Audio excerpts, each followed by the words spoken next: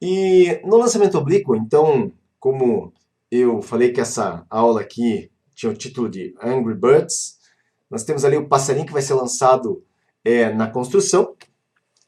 E nesse caso aqui, quem já jogou o jogo, então sabe que a trajetória aqui corresponde, no caso, a uma trajetória parabólica, resultado de um lançamento oblíquo, certo? Agora, vamos compreender a física desse lançamento oblíquo. Então, nesse lançamento oblíquo, olha só, nós consideramos que quando o pássaro ele é lançado aqui do estilingue, nós temos uma velocidade inicial V0. Essa velocidade inicial V0, ela tem um ângulo em relação à horizontal, tá ok? Então, ela tem um ângulo em relação à horizontal. E aí o pássaro, ele vai até a construção, né? A gente comemora quando consegue destruir completamente ali a casa dos porcos. Nós temos um alcance desse tiro, desse lançamento, e nós consideramos que o movimento do pássaro, ele se dá dependendo da aceleração da gravidade em uma das direções. Aqui, ó, no caso, aceleração da gravidade. Aceleração da gravidade, o próprio nome, aceleração, no caso, nos diz o seguinte: a aceleração é a medida da variação da velocidade ao longo do tempo. Então, se a aceleração da gravidade atua verticalmente, por que atua verticalmente? Porque aponta para o centro do planeta Terra. Então, sempre aponta verticalmente para baixo. Essa aceleração da gravidade, ela influencia, então, o movimento na direção que ela atua. Portanto, ela influencia o movimento ao longo da vertical. Mas isso aqui é um movimento composto, porque ao mesmo tempo que nós temos um movimento na vertical, nós temos um movimento ocorrendo na horizontal, certo? Então, nós temos um movimento na vertical e um movimento na horizontal. Agora, como a aceleração da gravidade ela atua ao longo da vertical, então nós temos um movimento vertical com aceleração. E a aceleração da gravidade, ela tem um valor constante. E se ela tem um valor constante, o movimento que tem uma aceleração constante, ele é considerado como um movimento uniformemente variado. Então, nós temos um movimento uniformemente variado ao longo da vertical e nós temos um movimento uniforme ao longo da horizontal. Por quê? Porque se nós desprezarmos a resistência do ar, nós não temos, então, nenhuma força que atue ao longo da horizontal. Ao passo que na vertical existe aceleração da gravidade porque atua a força gravitacional. É muito importante aqui compreender que os movimentos ao longo, no caso da vertical e da horizontal, são movimentos independentes entre si, ou seja, aqui vale o chamado princípio da independência dos movimentos de Galileu Galilei. Então, segundo Galileu Galilei, isso aí já há quase 400 anos atrás, o que ele considerava? Que o movimento ao longo da vertical, ele não depende do movimento ao longo da horizontal, são movimentos independentes. O que existe de elo entre esses movimentos seria, no caso, o tempo, certo?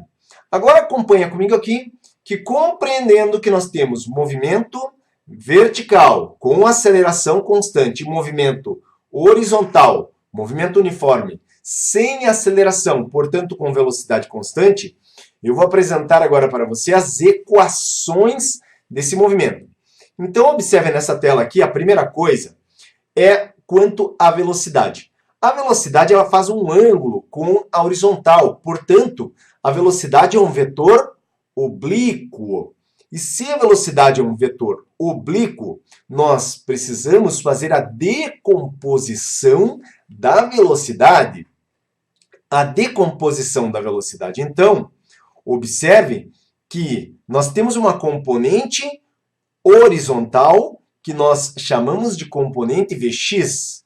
Nós temos uma componente vertical, que nós chamamos de componente, no caso, V0y.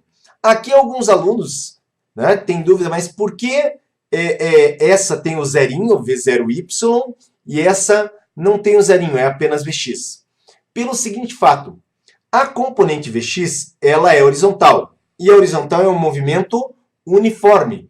Se a velocidade no movimento uniforme é constante, o valor de Vx ele não muda em momento algum. Então, por isso nós chamamos apenas de Vx.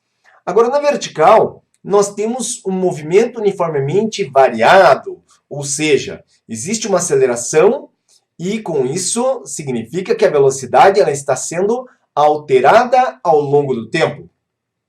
Se a velocidade está sendo alterada ao longo do tempo, então o que acontece aqui com essa alteração da velocidade ao longo do tempo é que V0y é a velocidade no instante inicial, no instante de lançamento.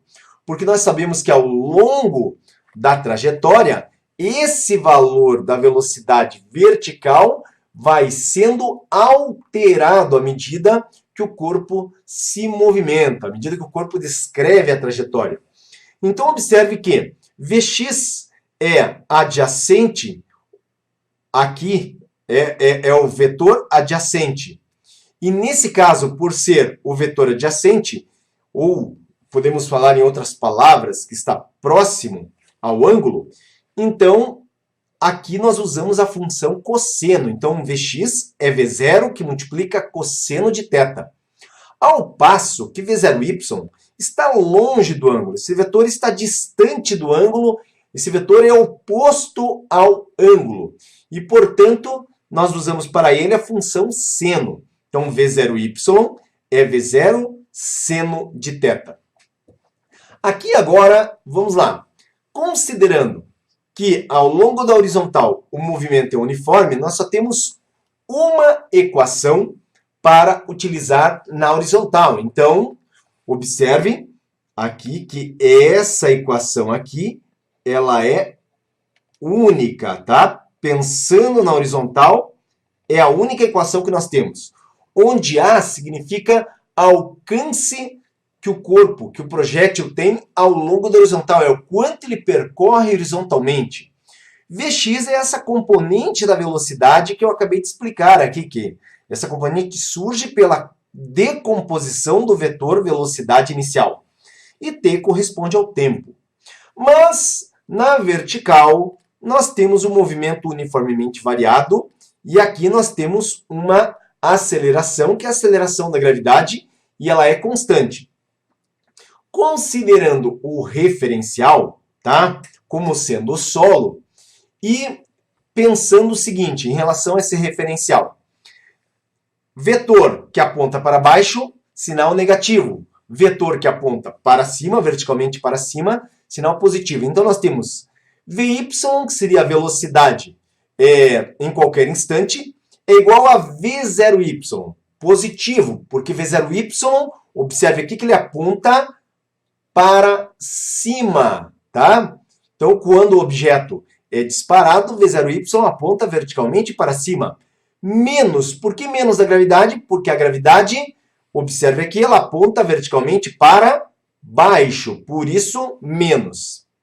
Então, essa é a equação da velocidade, aquela equação V igual a V0, no caso, mais AT. Adequando, fica Vy igual a V0y menos GT. A segunda equação é a equação dos espaços, onde aqui a gente vai trabalhar com a altura do corpo em função do tempo. H é uma altura qualquer, ou seja, para qualquer instante de tempo. H0 é a altura inicial. V0y multiplicado pelo tempo, tá? Positivo, porque V0y aponta verticalmente para cima, e menos gt ao quadrado, a aceleração é a da gravidade, e ela é, no caso, com sinal negativo, porque aponta verticalmente para baixo. Ainda temos a equação de Torricelli, adaptado para Vy ao quadrado, igual à velocidade inicial V0y ao quadrado, menos, por causa da gravidade que aponta para baixo, 2g delta h, variação na altura. Tá? Essa equação no meio aqui é aquela que muitos conhecem como sorvetão, e foi adaptada. Equação da velocidade, equação dos espaços e a equação de Torricelli. Então essas são as equações que nós vamos considerar no lançamento oblíquo. Você precisa aprender física? Então veja como essa tarefa pode ser muito fácil. Acesse no seu computador, smartphone ou tablet www.physicainbox.com.br. Lá você vai encontrar vários assuntos para estudar. Escolha um assunto. Dentro de um assunto, observe que nós temos vários conteúdos. Escolha um conteúdo para resolver questões online. Escolha uma alternativa. Verifique a resposta. Legal! Essa questão você acertou. Vamos para a próxima? Escolha novamente uma alternativa. Ah, dessa vez você errou. Mas nós ajudamos você com um vídeo que mostra a resolução. Vem para o Physica Inbox e comece a estudar agora mesmo. Aqui você aprende física.